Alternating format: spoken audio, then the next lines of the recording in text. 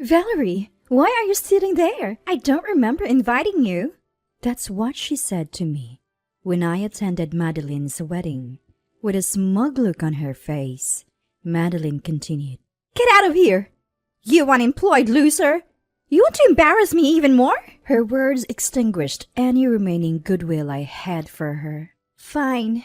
I'll stay out of your life from now on. As I left the venue, a commotion broke out, and people rushed in. Ignoring Madeline's cries for help, I left the venue with Conrad. I'm Valerie, a freelance illustrator. Conrad, whom I married a few years ago, is currently away for work. One day, feeling a bit lonely, I got news. My mom back home had fallen down the stairs and fractured her leg. Though it wasn't a severe injury, she needed help until she recovered. The question was, who would provide that care? Dad had recently hurt his back and was using a walking stick, so he couldn't help Mom. I thought my sister Madeline, who lives at home, could take care of her and I'd help on weekends. But Madeline said, It's just a fracture. She can walk. She doesn't need care. She's always been insensitive. She never lends a helping hand and often makes insensitive comments. I couldn't trust her to take care of Mom. So I decided to move back home to care for Mom while Conrad was away. My parents were thrilled, but Madeline wasn't. Why are you back? You're in the way? Every time we crossed paths in the kitchen or the living room, she glared at me. Whether she's always seen me as an enemy or is jealous, I don't know. But dealing with her is a hustle, so I ignore her. Still, she continued to harass me. I took over the household chores for Mom, but Madeline complained about my cooking and even threw laundry into my room. Childish. But I said nothing. 2 weeks after I moved back home, Madeline knocked on my door. I opened it, wondering what was so important. Aren't you going to work? Work? You never leave the house except for shopping or the hospital. You're not working, are you? I explained that I'm a freelance illustrator and work from my laptop, but she didn't get it. So you're saying you draw pictures on your laptop and make money? That's no different from being an unemployed shut-in. Having an unemployed person in the house is the worst. She stormed back to her room, stomping her feet. A few days later, Madeline said, I want you to meet someone.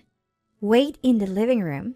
We waited as instructed, and she brought in a tall, slender man with a youthful face.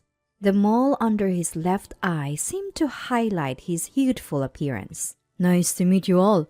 I'm Rodney, Madeline's fiancé. Thank you for making time for me today, the man said, extending his hand for a handshake.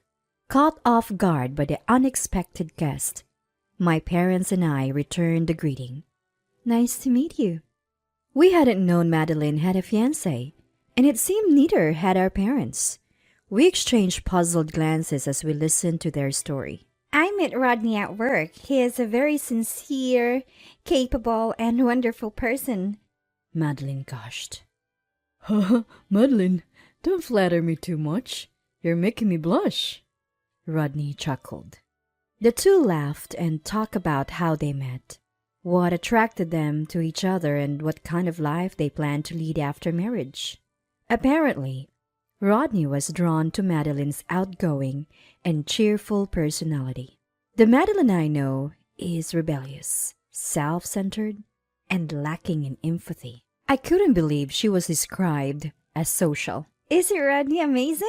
I really want to marry him. Please give us your blessing for our marriage. The two looked earnestly at my parents, waiting for their approval. From my perspective, Rodney seemed too good for Madeline, so I had no objections to their marriage. My parents felt the same, though surprised by the sudden news. They smiled and seemed to give their blessing. After Rodney left, as I was cleaning up the tea and snacks, Madeline spoke to me. You're jealous, aren't you, Valerie? Jealous of what?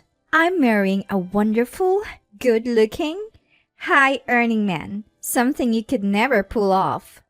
I responded to Madeline's smug, taunting smile. I'm not jealous.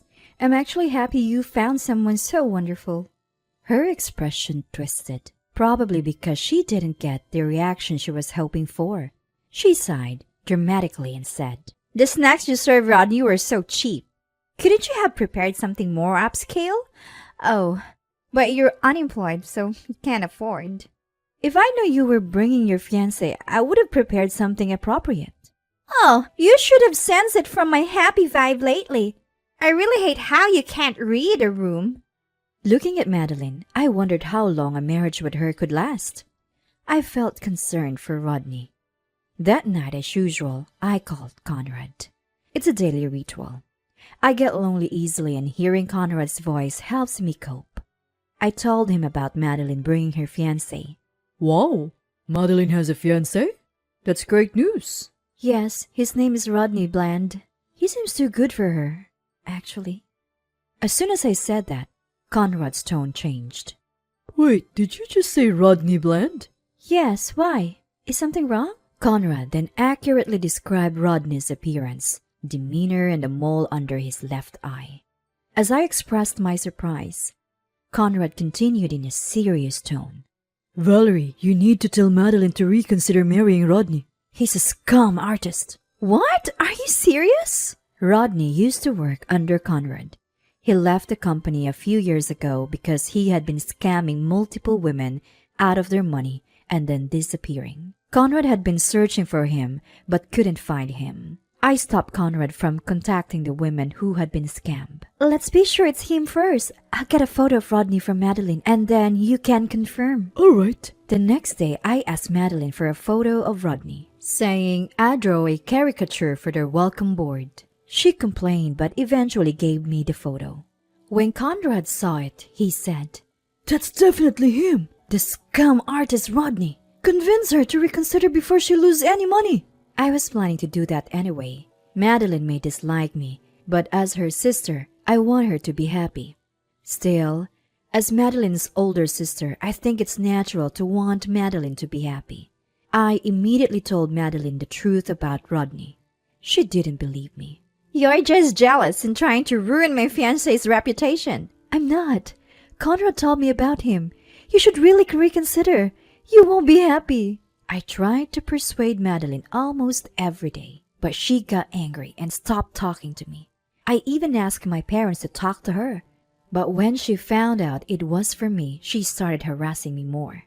She'd burst into my room yelling, "Get a job, you unemployed loser!" or knock loudly on my door to disrupt my work. My parents and I tried to warn them, but they didn't listen, saying, "It's the unemployed's fault for not working outside the home." When the neighbors complained, they stopped making a fuss, but they didn't stop harassing me.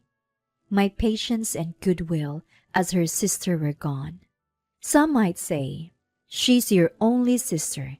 You should try harder." But there's nothing more I can do for someone who won't listen and harasses me. However, there is nothing I can do for her, who has not listened to me at all and has been harassing me excessively. I gave up on convincing Madeline and decided to consult with Conrad and my parents about taking action. On the wedding day, I brought a nominal wedding gift and headed to the venue. The venue was incredibly lavish and the food was extravagant. Madeline's friends and relatives were already there, enjoying the feast. As I watched the food being brought out one after another, I suddenly noticed something. I noticed that not even a single drink had been served to me, while my parents had a full-course meal in front of them. When I asked the staff, they said, "Please wait a moment, we'll check," and went away. After a while, Madeline, dressed in a pure white wedding gown, walked over, the sound of her heels clicking. "Valerie, why are you sitting there? I don't remember inviting you." "What?" Not just me, but my parents, the guests, and the staff all looked at Madeline in surprise. The venue that was buzzing with activity just moments ago has now gone eerily silent, and whispers fill the air. Despite being the center of negative attention, Madeline looks at me smugly. "You dare show up here after insulting my fiancé? I can't believe you." "Oh, you're unemployed, so you probably don't even know when you're being rude."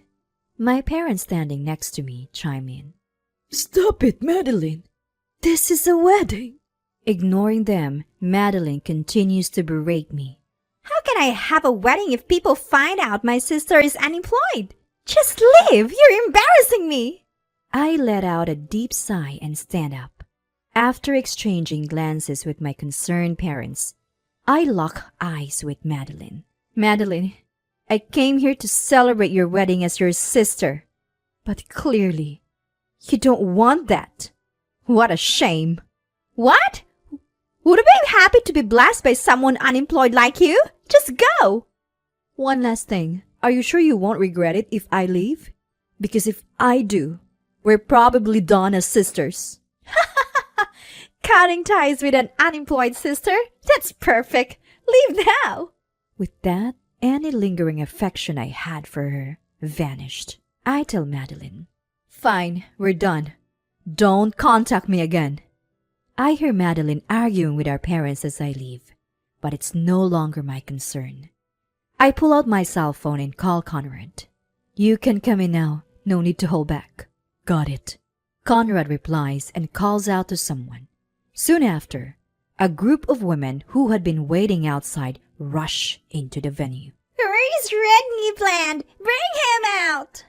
Their angry shouts and the gasps of the surprised guests reach me outside. Moments later, the door bursts open and Rodney, the groom, dashes out. Sweating profusely, he tries to run away but is caught by Conrad, who had been waiting near the door. Got you, Rodney. You're not getting away. Whoa, Conrad, what are you doing here? A furious Madeline and the group of women rush over to the stunned Rodney. Ruined our wedding! Get away from me, fiancé! As Madeline launches at Conrad, I grab her arm to stop her. She turns around, surprised at first, but then her face contorts in rage and she grabs my collar. This is your doing, isn't it? You're the worst kind of person! I told you multiple times to reconsider this marriage, didn't I? You chose not to listen. As I say this, I turn my gaze towards Rodney and explain about the women surrounding him. Rodney here has been dating these women and scamming them out of their money. They intend to sue him. What? You're joking, right? This isn't funny. Madeline looks at Rodney, who's being restrained by Conrad. He awkwardly avoids eye contact. Seeing this, Madeline mutters, You can't be serious, Rodney. And he looks down, visibly shaken. Rodney, with a forced smile, addresses the women surrounding him. Why go through the hustle of suing? Let's settle this. I'm marrying a wealthy woman. I can pay you off. Right, Madeline? Wealthy?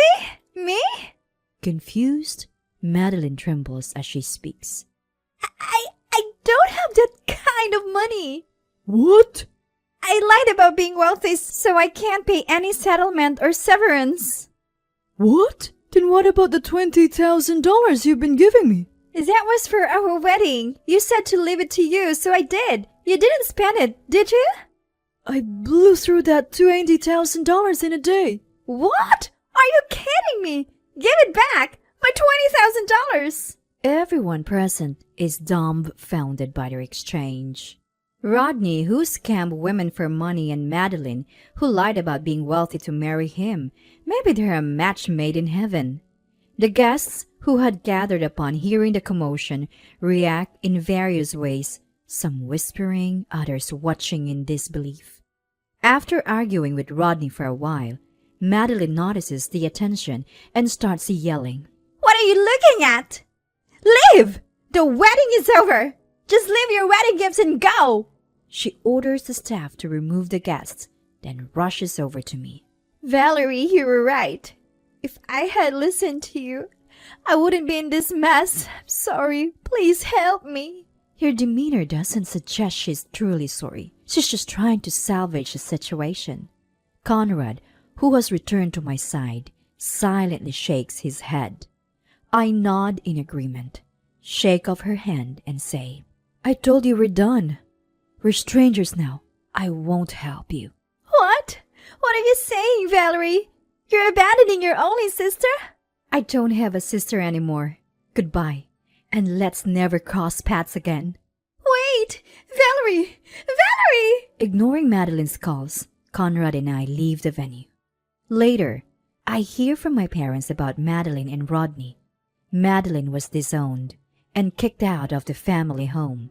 She moved in with Rodney since they were already legally married. Rodney, who was sued by the women, had to take out loans to pay them off. Their marriage fell apart due to financial strain, and they divorced. Both are now destitute. About 6 months after Madeline's wedding, my mom's fracture healed and life returned to normal. My remote assignment ended, and I returned home, occasionally visiting my parents. A year later, Conrad and I were blessed with a child. With help from our parents, we're living happily with our new family.